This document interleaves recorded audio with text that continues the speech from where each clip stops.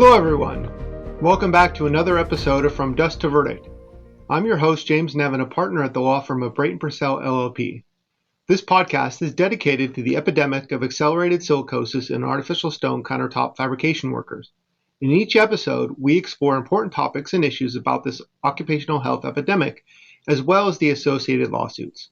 Today in episode 5, we will discuss exactly why artificial stone is so much more hazardous to fabrication workers than natural stone. So in order to understand this, first we have to refer back to the hierarchy of controls from NIOSH, the inverse upside down pyramid that starts with elimination and substitution at the top as the best methods to protect workers, followed by engineering controls, administrative controls, and then personal protective equipment. And we've discussed in past episodes why these controls work pretty darn well for natural stone. Today we're going to take a deep dive into the scientific reasons of why the hierarchy of controls work reasonably well for natural stone, but aren't effective at preventing accelerated silicosis and other disease when it comes to artificial stone. And so when it comes down to it, to a consumer or anyone else who's not an artificial stone fabrication worker, not in the industry, stone slabs look the same to us, right? We see them on a finished countertop. The stone slab looks the same regardless of what it's made from. In fact, not all stone slabs are created equal. And this is because when it comes down to it, the silica that is in these slabs is in fact not all the same. So we know this from a large body of global published peer-reviewed literature. Most importantly are several studies from Dr. Ramkissoon in Australia and Dr. Qi from NIOSH. So most significantly, Dr. Ramkissoon in Australia has published numerous articles. The most significant ones are an article for each of the last 4 years, an article from 2002, from 2023, from 2024, and 2025. Each focused on the characteristics of artificial stone and the dust that it produces in comparison to natural stone. Now, referring to Dr. Qi at NIOSH, he has done similar studies, not just looking at the constituents of the artificial stone, but also how the various engineering control methods work with different types of artificial stone and natural stone in terms of keeping or trying to keep the levels of dust below the PEL or permissible exposure level. And so Dr. Qi has done a whole series of studies over many years, and here are some of them. So first of all, as we can see here from Dr. Qi, he's looking at various engineering and administrative controls, most importantly focused on water. So the first column is water spray alone, and you notice that his levels are at 300. Keep in mind that the PEL is 50 and the action level is 25. So showing that water spray alone is not an effective method of keeping the dust from artificial stone below the PEL. His next column is water spray plus sheet wetting, and it gets it down to 123, still far above the PEL. And finally, water spray plus improved ventilation and housekeeping at 71, notably still above the 50 PEL and 25 action. Now here we see further efforts to apply engineering controls and comparing ventilation with no ventilation and with improved ventilation. And notably, with the best scenario, able to get the levels reduced significantly lower, still above the PEL. Notably, they found that the most effective method, still not perfect, but the most effective method at keeping the levels relatively reduced were this method where they essentially flooded the slab with water. This method doesn't actually exist. It's not any mechanism that's sold even today, and is quite difficult to do if you think from a practical level, because it requires an intensive amount of water constantly flooding the slabs. So to understand the results of Dr. Ramkissoon and Dr. Qi, we need to actually look at the underlying components of artificial stone versus natural stone, and artificial stone high content silica versus low content silica artificial stone. So the first thing to understand is that natural stone does contain silica, and at varying levels depending on the type of natural stone. So for example, marble contains less than 5% silica, granite contains less than 45% silica, as compared to high content artificial stone, which is 90 to 95% silica. However, there are certain natural stones that do contain high content silica. For example, quartzite is a natural stone that contains around 90% silica. So the high content silica is not the only issue. So while it's not the only issue, it is an important issue. And so, for example, if we look at Dr. Qi's findings, in this slide, he's comparing high silica content artificial stone to mid-content artificial stone, to granite, which is a natural stone, and to recycled glass, or so-called no silica artificial stone. And so he's finding a significantly higher amount of respirable crystalline silica in the dust from the high silica artificial stone compared to the mid-level content silica artificial stone, which is roughly the same as the granite, and then all of those are significantly more than the recycled glass supposed no silica content artificial stone.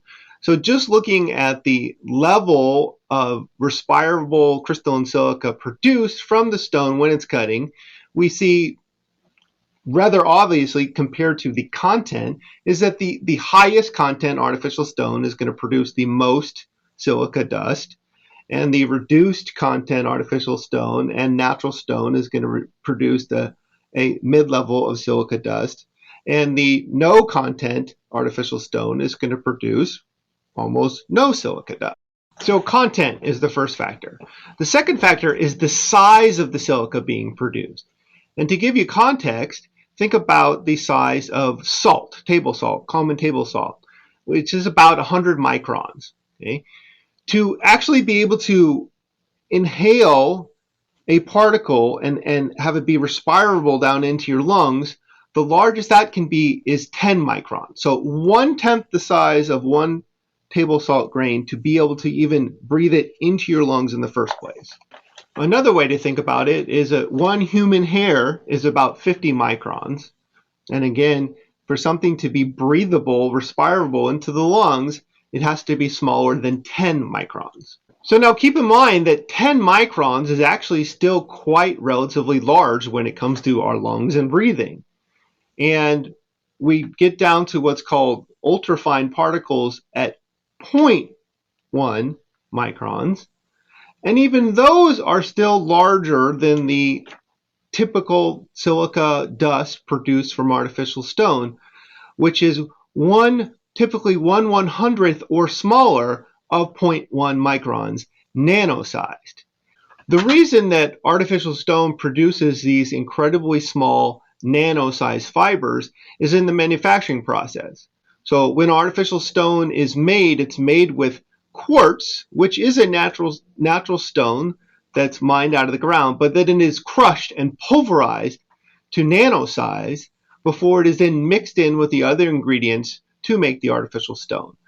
So the end result is that the silica particles that are in artificial stone are so much smaller than the silica particles that are in natural stone. And when it comes to breathing, the smaller it is, the worse it is for you, because your body's defense mechanisms are pretty good at stopping large particles from getting through. It's the small stuff that gets through. That gets through the mass, that gets through your throat, that gets through your bronchial defense mechanisms and causes disease. And so that's the second factor that we know from Dr. Qi, Dr. Ramkissoon, and many other published peer-reviewed authors around the world on why artificial stone, as compared to natural stone or no content artificial stone, is causing such accelerated silicosis. So the first factor was the high content in artificial stone of the silica. The second factor is the nano size of that silica in artificial stone, whereas compared to, say, natural stone, for example. So for example, quartzite, like artificial stone, has very high content silica. However, the size of the silica in quartzite is humongous compared to the size of the silica in artificial stone.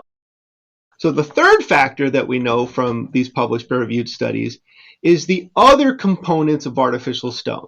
So the other components of artificial stone, so if we're talking high content artificial stone, the other 5 to 10% of the ingredients are metals, aluminums, copper, iron, magnesium, and various volatile organic compounds, otherwise known as toxins. So these toxins and metals combine with the silica in artificial stone to cause disease.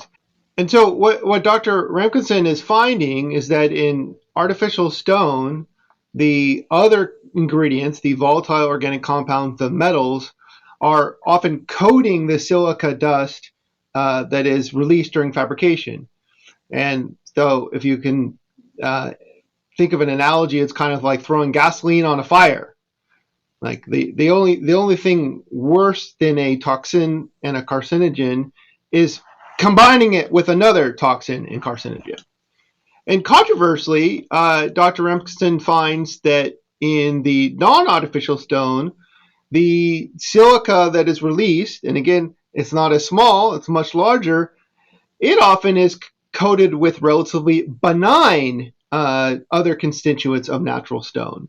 In other words, the silica released from natural stone is lower in content typically, but even with something like quartzite, where it's high in content, just like artificial stone, it's smaller in size than the nano-sized artificial stone, and often it's coated with a something that is benign, that is non-toxic to the body, because natural stone contains more than just silica; it contains other natural components, and so those natural components, Dr. Ramkissoon found, are essentially coating and enveloping that otherwise toxic silica particle.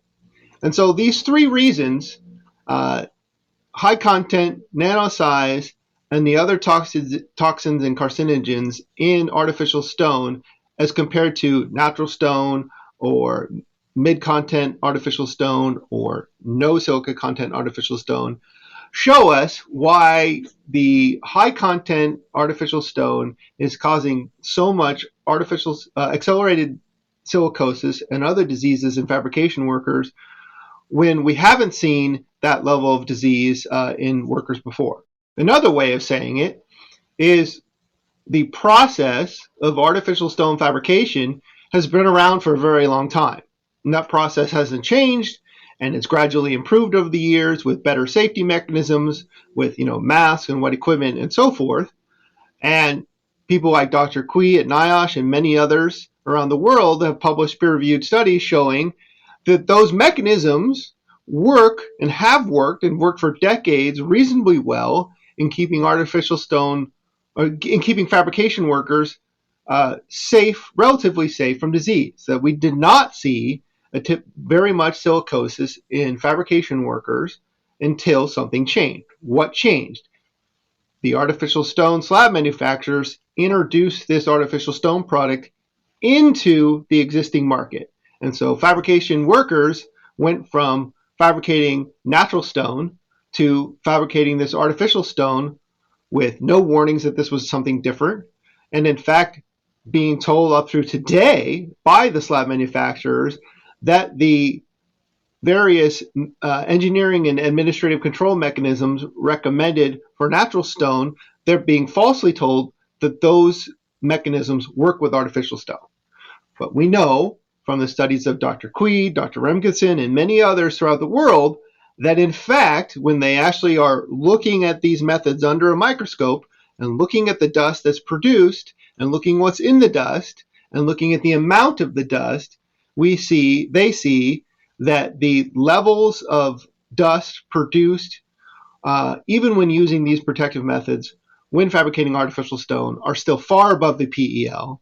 And then what is in the dust is so significantly much more dangerous for the workers in the first place. Thank you for tuning into this episode of From Dust to Verdict. I'm your host, James Nevin, from the law firm of Brayton Purcell LLP. Remember to like and subscribe. And for anyone that speaks Spanish, I encourage you to check out the Spanish language version of this podcast, hosted by my good friend Charlie Velasco Riza. Thank you. This podcast contains subjective commentary and opinion-free speech intended to provoke thought and discussion. Investigative commentary intended to shed light on matters of public interest to inform the audience and encourage civic engagement, accountability, and transparency. Findings that are a result of diligent research, fact-checking, and analysis of publicly available material, including news reports, public records, interviews, personal research, experiences, published peer-reviewed medical and scientific literature, published governmental health authority regulations and findings, and other accessible sources. Any conclusions drawn reflect the creator's interpretation of that information and are presented in good faith, and are not intended to malign, defame, or harm the reputation of any individual, group, company, or entity, but rather are intended to be allegations acknowledged to be disputed by artificial stone slab manufacturers and suppliers. The speech herein is protected under the First Amendment of the U.S. Constitution. Litigation privilege, CA-CC 47B. Fair reporting privilege, CA-CC 47D1. Anti-SLAPP, CCP 425.16. And fair use doctrine, Section 107 of the Copyright Act of 1976. This podcast and all content herein are exclusive property of Brayton Purcell LLP and are protected under applicable copyright and trademark laws. Unauthorized use, reproduction, distribution, or exploitation of this content in whole or in part without express written permission is strictly prohibited. All rights reserved.